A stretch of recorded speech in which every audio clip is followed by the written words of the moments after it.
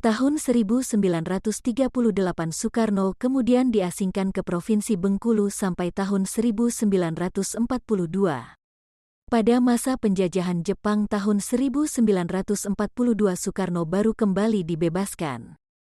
Setelah melalui perjalanan panjang, tahun 1943 Perdana Menteri Jepang, Hideki Toja, mengundang Soekarno, Muhammad Hatta, dan Ki Bagus Hadikusumo yang kemudian disambut hangat kehadirannya oleh Kaisar Hirohito.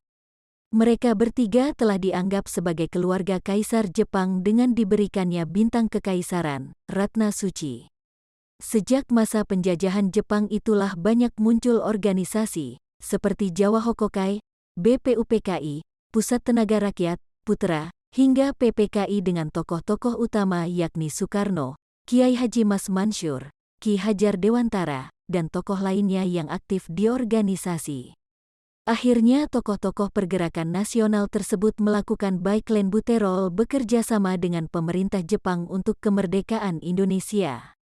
Meskipun tetap ada yang melakukan gerakan bawah tanah seperti Amir Syarifuddin dan Sutan Syahrir. Selama perjuangan yang panjang akhirnya Soekarno dan Mo. Hatta memproklamasikan kemerdekaan RI pada tanggal 17 Agustus tahun 1945 yang didesak oleh kaum muda dan sempat diculik ke Rengas Dengklok. Sejak itulah Soekarno diangkat menjadi presiden pertama Indonesia dan mulai dikenal sebagai sang proklamator yang didampingi Muhammad Hatta sebagai wakilnya. Sebelumnya pada tanggal 1 Juni tahun 1945 dalam sidang BPUPKI Soekarno sudah mengemukakan gagasan tentang dasar negara, yakni Pancasila yang sekarang masih menjadi dasar negara.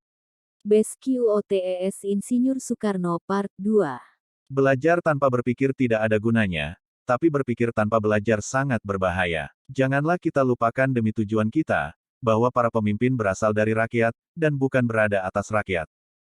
Pemilihan umum jangan menjadi tempat pertempuran. Perjuangan kepartaian yang dapat memecah persatuan bangsa Indonesia. Kemerdekaan hanyalah diperdapat dan dimiliki oleh bangsa yang jiwanya berkobar dengan tekad merdeka, merdeka atau mati.